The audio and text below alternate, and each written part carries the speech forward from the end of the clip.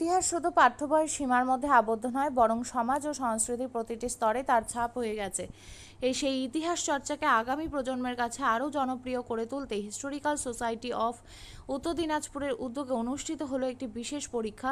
রবিবার দুপুর 2টো থেকে বিকেল 4টে পর্যন্ত জেলার মোট 8টি কেন্দ্রে একযোগে এই পরীক্ষা অনুষ্ঠিত হয়।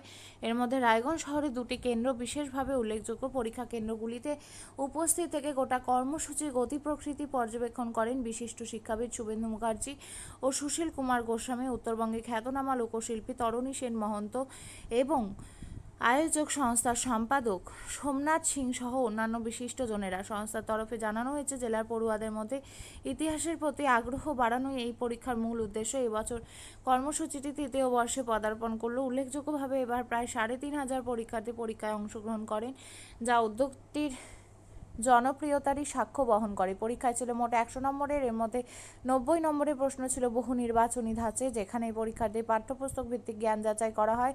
বাকি 10 নম্বরের প্রশ্ন ছিল উত্তর দিনাজপুর জেলার ইতিহাস সম্পর্কিত, যা পরীক্ষার্থীদের স্থানীয় ঐতিহ্য ও অতীত সম্পর্কে সচেতন করার উদ্দেশ্যে রাখা হয়েছিল। আয়োজক সংস্থার মতে, ইতিহাস চর্চার প্রসারকে গ্রামীণ স্তর পর্যন্ত পৌঁছে দেওয়া এবং তরুণ প্রজন্মকে নিজেদের অতীতের সঙ্গে পরিচিত করা এই কর্মসূচির প্রধান লক্ষ্য। পরীক্ষার মাধ্যমে যেমন শিক্ষার্থীদের ইতিহাস বিষয়ক পড়াশোনায় আগ্রহ বাড়ছে, তেমনি জেলার নিজস্ব ঐতিহ্য সম্পর্কেও নতুন প্রজন্মের মধ্যে জ্ঞান ও সচেতনতা তৈরি হচ্ছে। লাইব্রেরির বাইরে সরকার অপোষিত লাইব্রেরি যেটা চালু ছিল তদানীন্তনকালে, এবং সেই সময়তে সর্বনিম্ন 35টা কি 37টা লাইব্রেরি ছিল যা পাবলিক তারা চালাতো। তার মধ্যে আমি শরৎগঞ্জের, আপনি তো দেখেছেন আমার বাড়িটা, একদম আমার বাড়িটা মধ্য মোহনবাটি ওই গ্রন্থাগার সুদর্শন, 5টা লাইব্রেরি মাত্র একদম সরকার পোষিত বলে তালিকা করে 2009 পর্যন্ত 10,000 করে টাকা পেয়েছে। সেই 10,000-এর 5,000 হচ্ছে গিয়ে ওটা হচ্ছে পরিষ্কার পরিচ্ছন্ন 5,000 টাকার বই কিনতে হবে। সে বই কিনে ক্যাশ রসিদটা দিয়ে আসতে হবে জেলা অফিসে। আর স্টাফরা যারা থাকবে ফ্রি সার্ভিস, একদম ফ্রি সার্ভিস। তারপরে 9-এর পরে বন্ধই হয়ে গেছে। ফলে আপনার এই প্রশ্ন সঙ্গত এবং খুবই বেদনার বার্তা সে হচ্ছে, এগুলো আর হবে কি করে।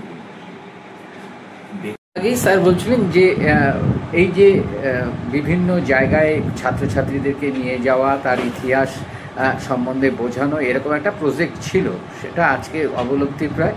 এবং আমাদের এখানে যে লাইব্রেরি রয়েছে, ডিস্ট্রিক্ট লাইব্রেরি, সেটা কর্ণজোড়ায়। অধিকাংশ লাইব্রেরি বন্ধ, পঠন পাঠনের সুযোগ ছাত্রছাত্রীরা বঞ্চিত হচ্ছে।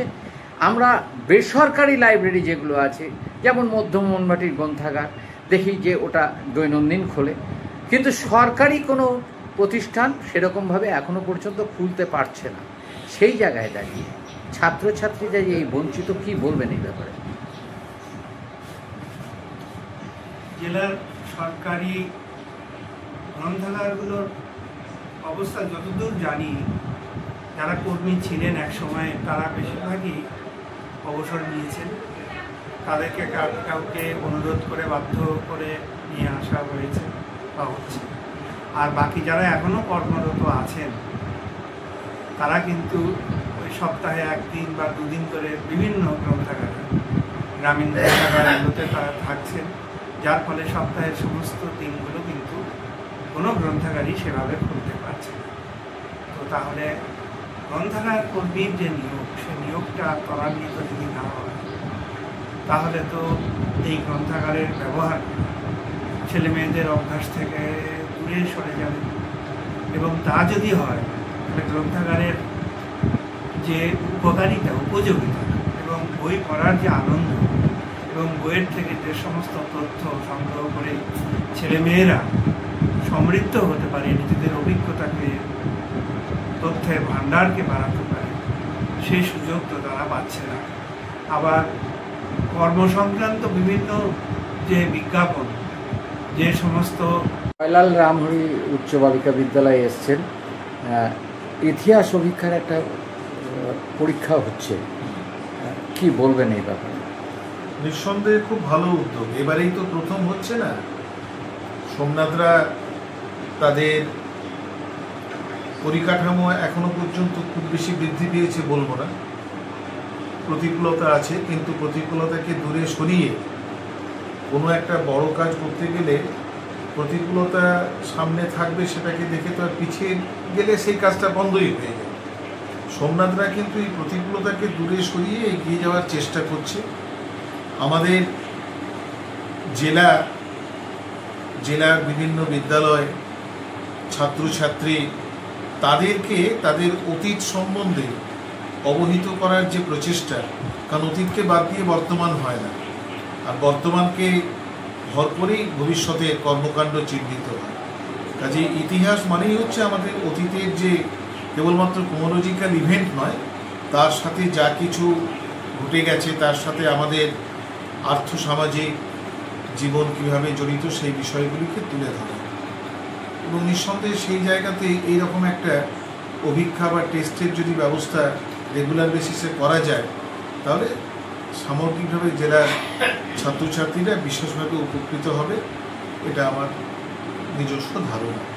কাজে সোমনাথদের এই উদ্যোগকে আমরা সাধুবাদ জানাই, এবং যে কারণে ওদের ডাকে সাড়া দিয়ে আমরা চেষ্টা করি এই সমস্ত কর্মকাণ্ডে সবসময় উপস্থিত থাকতে।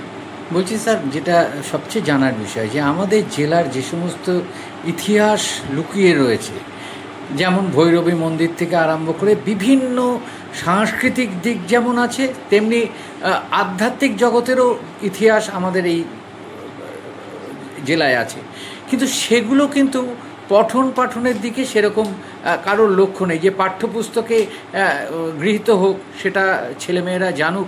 অনেক ছেলেমেয়েই জানে না যে মানে ভৈরবী মন্দিরের যে উত্থান, তার যে কোথা থেকে উত্থান হয়েছিল, কোথা থেকে এসেছিল সেই কালা পাহাড়ের আমল, সেই ইতিহাসগুলো লুপ্তপ্রায়। কি বলবেন? আলাদা করে এক কথায় তো এর উত্তর দেওয়া যাবে না, কিন্তু কয়েক বছর আগেও যখন আমরা স্কুলে সরাসরিভাবে যুক্ত ছিলাম, তখনও দেখেছি যে এক্সপোজার ভিজিট বলে একটি বিষয় সর্বশিক্ষা মিশনের অর্থানুকূল্যে পরিচালিত হতো, এবং সেই নমস্কার, আমার নাম সোমনাথ সিং, আমি হিস্ট্রিক্যাল সোসাইটি উত্তর দিনাজপুর সংস্থার সম্পাদক। বলছি, আজকে ইতিহাস অভিজ্ঞার পরীক্ষা হচ্ছে আপনার তত্ত্বাবধানে। কত বছরে পা দিল এই পরীক্ষা? বছর আপনাদের সকলের আশীর্বাদে ৩য়তম বর্ষে আমরা পদার্পণ করলাম, কিন্তু ইতিহাসের প্রতি আমাদের ন্যাচারালি যে আইডিয়া আছে, যে স্টুডেন্টদের প্রতি একটা ভয়ভীতি রয়েছে, তার ফলে ইতিহাস পরীক্ষা হলে ওরা মনে করে যে না, এটা যাতে যেভাবে হোক বাঁচা যায় এই পরীক্ষা থেকে। কিন্তু এই বছর আপনাদের সকলের আশীর্বাদে আমরা জেলার 8টা কেন্দ্রে ৩,৫০০ স্টুডেন্ট প্রায় পরীক্ষা দিচ্ছে। এত বিপুল পরিমাণ স্টুডেন্ট পরীক্ষা দিচ্ছে, আর এই বছর মোটে ৩য়তম বর্ষ। তো আমরা আশাবাদী আগামী আরও কয়েক বছরের মধ্যে আমরা এই সংখ্যাটা প্রায় দ্বিগুণেরও ছাড়িয়ে যাব, এবং তাদের মধ্যে যে ইতিহাসের প্রতি যে ভীতি, সেই ভীতিটা কাটিয়ে উঠবে, এবং বিভিন্ন চাকরি বাকরি পরীক্ষার ক্ষেত্রে যে ইতিহাসের থেকে প্রশ্নগুলো আসে এমসিকিউ প্যাটার্নে, এবং জেলার ইতিহাসটাকেও যাতে তারা জানতে পারে, তার জন্য আমরা জেলার ইতিহাস থেকেও এই বছর থেকে প্রশ্ন রাখা আরম্ভ করেছি। আমরা চাই যে ইতিহাসের প্রতি তাদের সেই সচেতনতা বৃদ্ধি পাক, এবং তাদের মধ্যে যে প্রকৃত ইতিহাস বোধ, সেই বোধটা জাগরিত হোক, এবং তারা ইতিহাসকে ভয়ের বিষয় না, তারা ইতিহাসকে ভালোবাসার একটি বিষয়। এতগুলো ছেলে মেয়ে পরীক্ষা দিচ্ছে, অভিভাবকের মতো আপনি একদম সেই দাঁড়িয়ে রয়েছেন যে একটা বটগাছ যেরকম ছাত্রছায়ায় থাকে, আজকে ছাত্রছাত্রীরা আপনার ছত্রছায়ায় পরীক্ষা দিচ্ছে, নিজস্ব অনুভূতি কেমন?